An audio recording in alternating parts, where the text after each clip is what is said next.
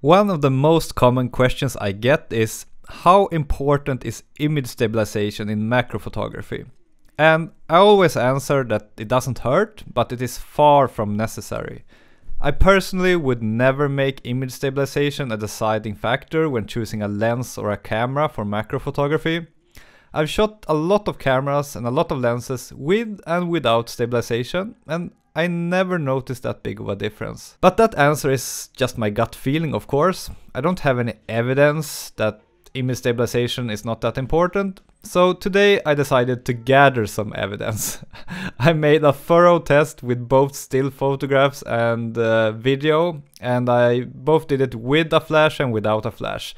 And in this video I'm gonna tell you the results. So I used an image stabilized Tamron 90mm macro lens with a meter-bones adapter on my Sony a7 III camera, and that camera has in-body image stabilization. So I was able to try all combinations of lens stabilization, in-body image stabilization, turned on and off, and of course I also tried it completely without stabilization. I also tested the in-body image stabilization on the Sony a7 III with a non-stabilized Laowa 60mm lens. And furthermore, I decided to also test it all on a Panasonic G9 camera, which is known to have very good in-body image stabilization. And on that camera I used a Laowa 50mm macro lens. And all the test footage that you're seeing in this video was shot at 1x magnification. Before we look at the differences in still photography, let's first look at some video footage and compare it. So here we have the Tamron with stabilization off, both in the camera and in the lens. It's a bit shaky, as you can see, but it's not too bad, right? And here we have with the lens stabilization on and the camera stabilization off. Considerably smoother, but not super smooth. And here we have both of the stabilizations on. I think it's pretty similar to when the camera stabilization was off, actually. It's pretty nice. Here we have the Laowa 60mm that hasn't any stabilization, and the camera stabilization off, pretty shaky. And here we have it with the in-body image stabilization on the camera on at 60mm, still pretty shaky. I tried then to change it to 120mm, even though the lens is 60mm, and it is a little bit smoother actually. And here, 200mm, even smoother.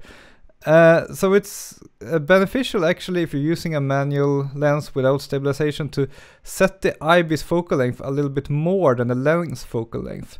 But as you can see, at 350mm it starts getting worse. And then I actually also tried 800mm, and yeah, that's not that nice. So between 120 and 200mm is actually optimal, at least on a Sony camera. Here is the G9 with no stabilization in the lens and with IBIS turned off. Pretty shaky. And here it is with IBIS turned on. Still pretty shaky. It doesn't do that much of a difference actually. When it comes to still photography, I tried all combinations of in-body and lens stabilization, and of course completely without stabilization. And my strategy was that I started at 1/250th of shutter speed and tried lowering it more and more to around 1/30th of a second to see what is the slowest shutter speed that I can get sharp photos with. The rule was that I could not support my elbows anywhere.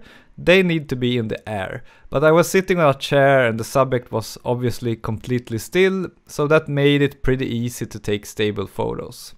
And my conclusion after doing this test with and without flash in all combinations of IBIS and lens image stabilization, and of course completely without stabilization, is this. Stabilization does not help at all. I was not able to get lower in shutter speed with any sort of stabilization than without. Without a flash, the lowest I could go, no matter of the stabilization settings, was 1/80th of a second.